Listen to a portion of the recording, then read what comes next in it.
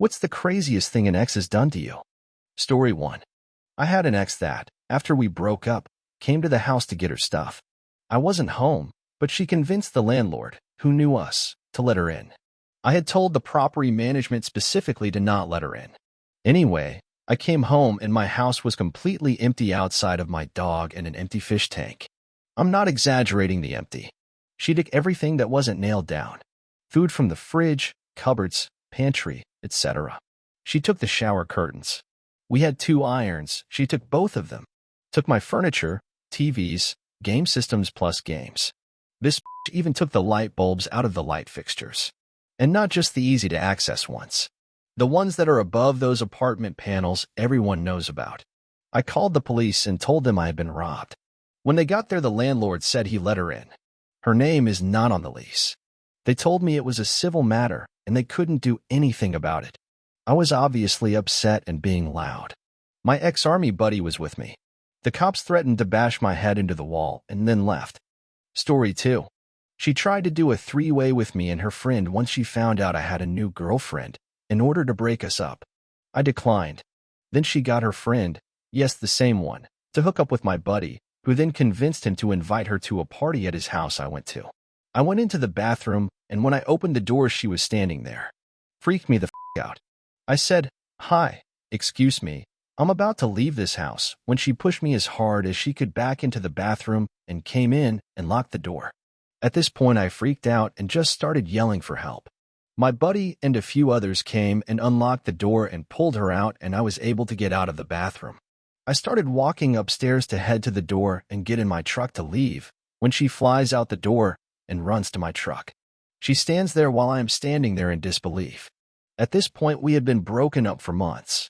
I walked back inside and one of her friends approached me and told me if I told her, the friend, that I never wanted to see or talk to my ex again, she would let me leave. I complied and told her friend that it was over and I never wanted anything to do with my ex again. I waited a few and peeked outside and saw the coast was clear and started heading to my truck. I hear a scream and look over and my ex is running full speed at me screaming. Out of nowhere, another lady does a full-on tackle of my ex and says, "Get the out of here." As I drive away, I get a call from the party saying she locked herself in the bathroom with a knife threatening to off herself. I called her parents and kept driving. This all happened after she did the following. Called me hundreds of times from a dozen numbers to which I blocked and requested she doesn't call. Egged new girlfriend's car. Tried to get me to do threesome. Tried to make me buddies. Asked a very desperate friend of mine to prom hoping to get in our group. Followed me to work, home. 2 years later, I have a new phone number and am on college. I get a call and answer it. It's her. No idea how she found me. She asked if I went to the local university, to which I replied yes. I did not actually go there. I went to a state college. She enrolled in that university. Story 3. I got arrested and spent around 32 hours in jail because he pulled a prank on me. He was the designated driver. We went to a party and I drank more than I should have. He dropped me off just over a block from my house. When I got out of the back of the car, I didn't recognize anything. I reached for my phone, but realized that I didn't have it. I walked the block looking for a street I knew, but couldn't find one. I then picked a direction to walk in to search for a major street. Apparently, he had thought it'd be funny to drop me off in the wrong neighborhood instead of at my house and lifted my cell phone off me, so I couldn't call for help. Supposedly, his plan was to let me wander around lost for like 10 minutes and then find me to actually take me home. He never found me. After a few hours of walking around lost, I had sobered up and was thirsty.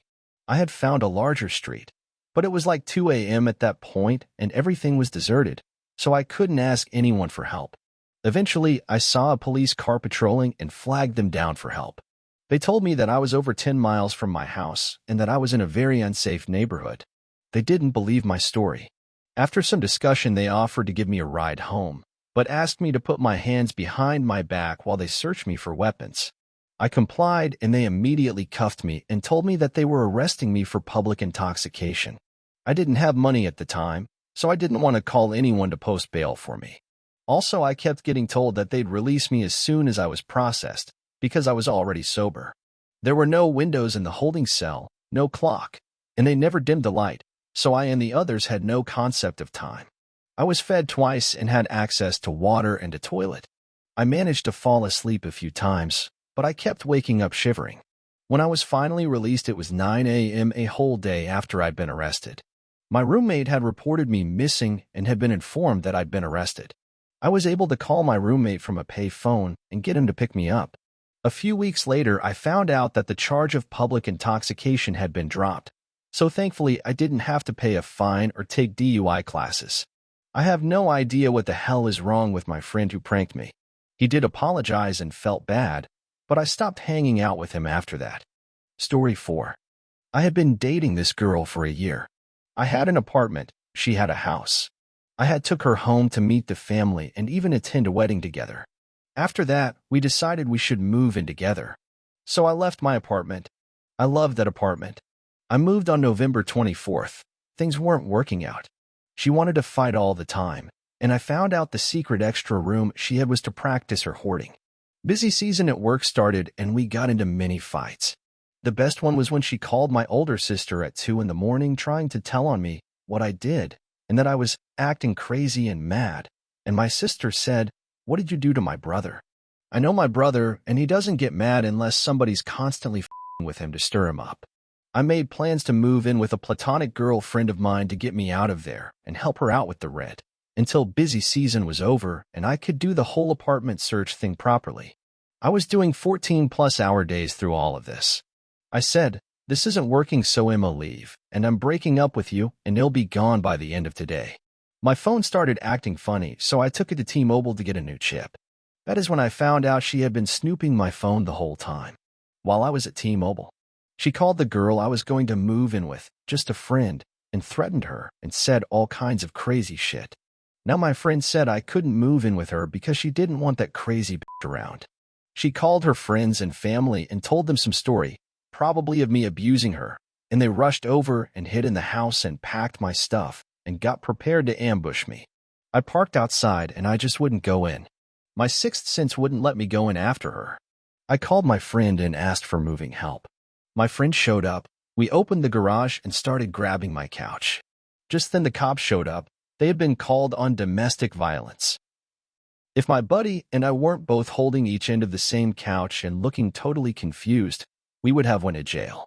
Then her and her family sprung out of the house and started making all these allegations and veiled threats, and I just said, "I'm leaving." She ran over to me and started fake crying and saying, "We can work this out." I was like, "No thanks," and I thanked the officers for being there to protect me from whatever those people were planning. The cops said it was the calmest domestic violence he had ever seen. I was lucky.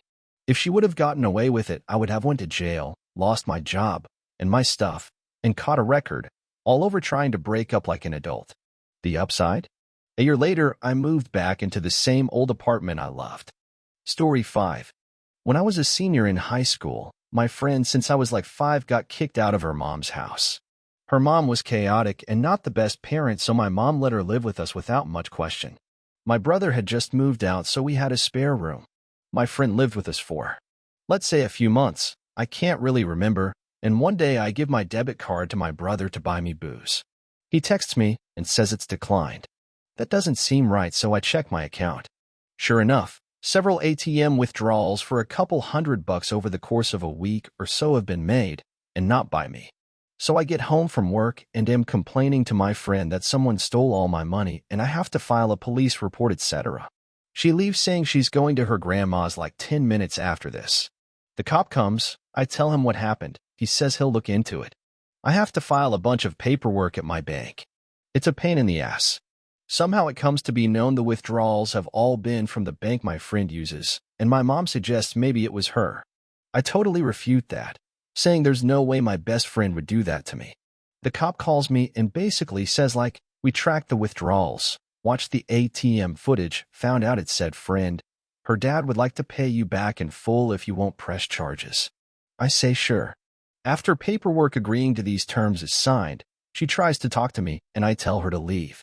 Her grandma calls me and pleads me not to kick her out. That ship has sailed, grandma. Anyway, she comes back to move her shit out and I sit on the couch watching stars while she struggles to carry and load a box spring by herself. I never found out exactly what happened. I assumed she'd just take my debit card while I slept and put it back before I noticed. I'm not sure how she expected not to get caught. Story 6. Broke up with dude and moved in with friend. She would ask me daily if I wanted to talk about ex, as she was surprised I wasn't sad. I was relieved, far from sad. I was paying more than half the bills, all of the groceries, and cooking for her. Decided to buy some new bedding and put hers away. Make my room a bit more of mine. Days later, I started to feel sick. Next thing I knew, I was puking and shitting every 10 minutes.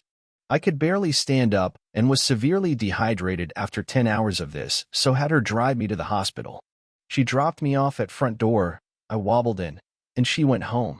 My blood pressure was in the 70s and I was admitted. I quickly texted her this and asked her to bring my phone charger. I passed out and woke up hours later in a room with a dead phone. Only number I could think of was my cousin's, so used landline for that. She brought me a phone charger. I turned on my phone and was greeted to the longest Facebook message ever from my friend. She was upset I never talked about my ex and bought new bedding. That all I had to do was ask if it was okay to buy bedding, and it would have been, as I was paying bills. Deep down she was just hurt I didn't want to talk about my ex, though. The next day, I got a call from the police. They said my ex filed paperwork that I was threatening to take his dog earlier that day. I hadn't talked to the ex since I left, and last I said was that he could keep the dog. I told them they could talk to the doctor, as I had been in the hospital for the last day with a dead phone. I'm pretty sure my friend was stirring shit up with my ex. I was discharged the next day and moved out while she was at work. Story 7. Tildar. She stalked me for close to 10 years until friends and family helped me fake my death. I met a girl on World of Warcraft back in my baby lesbian days and didn't see the communist parade of red flags. She lived in a different country at the time, so I flew out there to meet her, and we didn't have a connection. I broke things off and thought that would be that. Spoiler alert, that was not, in fact, that. She began following me around a game, emailing me 20+ times in a row, one sentence, take me back, things, occasionally sending texts. I started getting a bit creeped out, so I changed my number and my email, and I hopped off server. Again, thinking that was that. She ended up following me, got my new email from a mutual friend of ours who hadn't realized that I was trying to dodge her, and got my new email from my Skype profile. Used a now-defunct website that used to track WoW transfers to find my new server and name. Continued harassing me. Getting scared now. I tell my parents what's going on, and my dad takes me down to the police to report it. They tell him since I can just keep blocking her, it doesn't count, and they basically tell me she'll lose interest soon enough. I'm frustrated, but it's fine. I decide to quit WoW for a while, get rid of my MySpace and my Skype, and I change my phone number and my email. Again, I go away to a different city for uni. I'm starting to really feel better now that I'm in this new environment, and I don't hear from her for a while. Around this same time, my old friend B and I reconnect, and I'm enjoying reliving some of my better days. Before my crazy ex, things are going well. I find a new girl, fall in love, and we move in. We get engaged. My fiancé and I go out to dinner one night, and we take a selfie for her Instagram. She gets a weird DM from a rando that says, enjoy it while it lasts. We laugh about it. There's trolls everywhere. On our way home, I then get a text message with a photo of the front of our house. There's no actual words with this message, it's just a photo of my house, but it's enough to freak me out. At this point, I'm not suspecting my crazy ex. I haven't heard from her for almost 5 years by this point, right? Not to mention she doesn't even live in this country. So it can't be her. My fiancé suggests we call the police, so we do, and they arrive as we're pulling up to our house. Turns out someone had in fact broken in, but the police didn't find anyone through the walkthrough.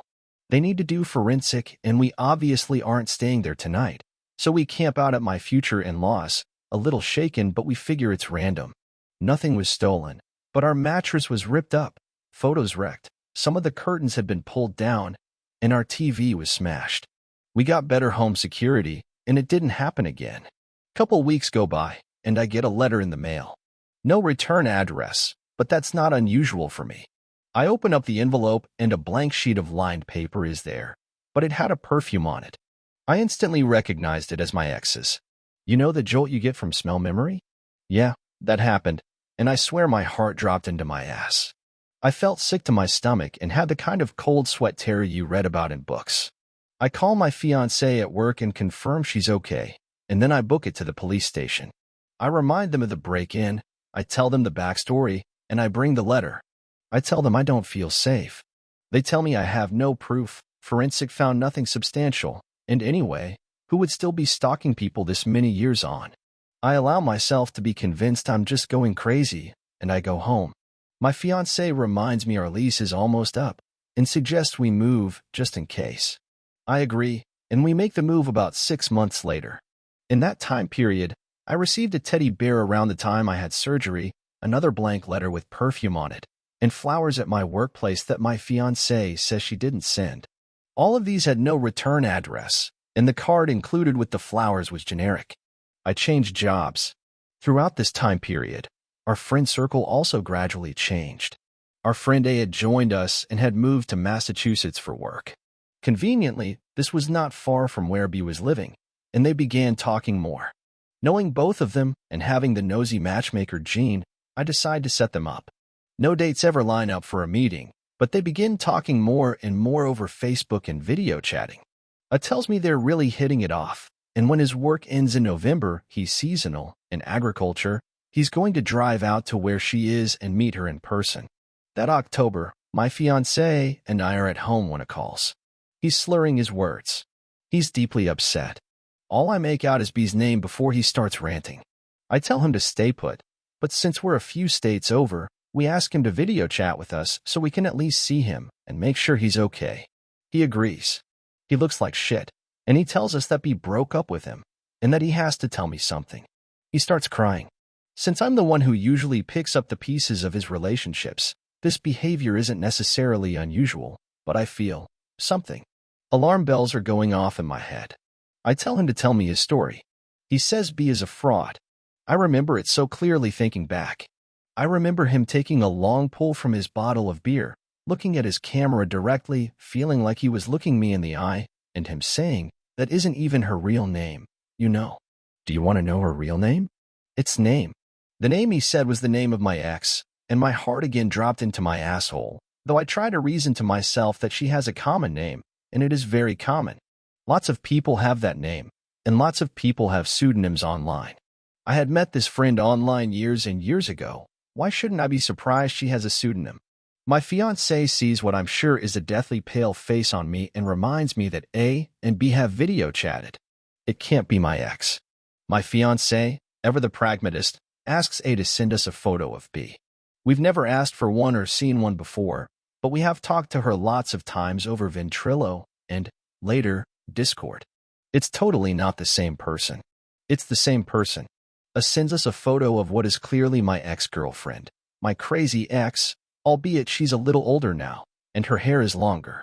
I immediately felt a wave of nausea and promptly threw up next to her laptop. Now it was A's turn to try to comfort me as I erupted into hysterical sobs.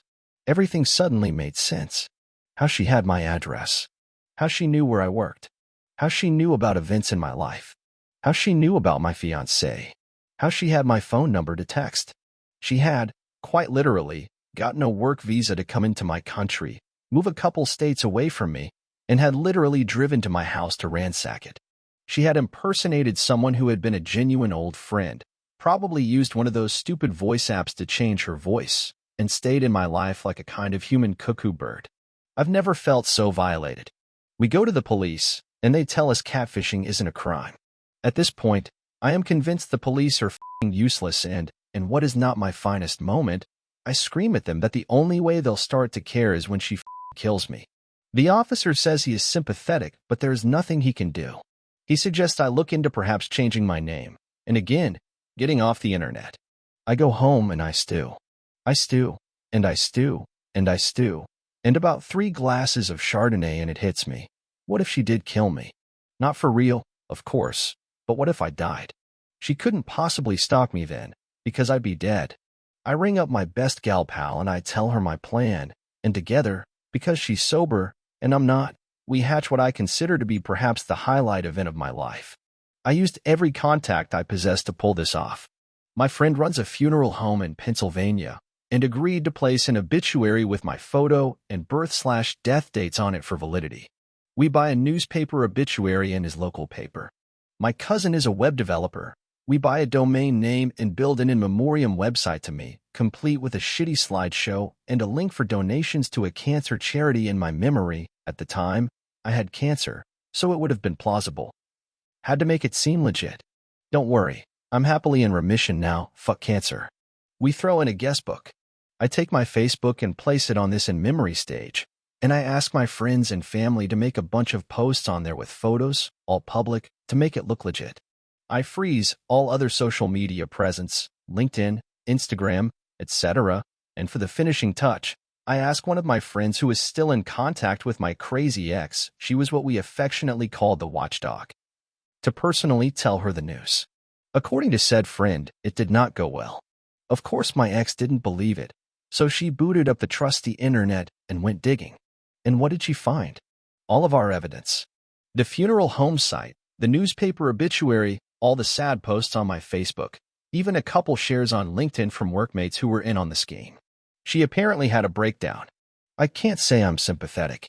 I then turned around and took the officer's advice. I changed my name and my fiancée, and I then moved to a different state. I've changed my hairstyle, lost a bunch of weight, and with my new name and, effectively, new identity, I'm happy to say that I haven't heard from my crazy ex-girlfriend since. It's been about 1.5 years, and I've heard nothing but radio silence. Watchdog friend says crazy ex-girlfriend has a new girlfriend in North Carolina, and they're supposed to be getting married once the girl has gotten a divorce.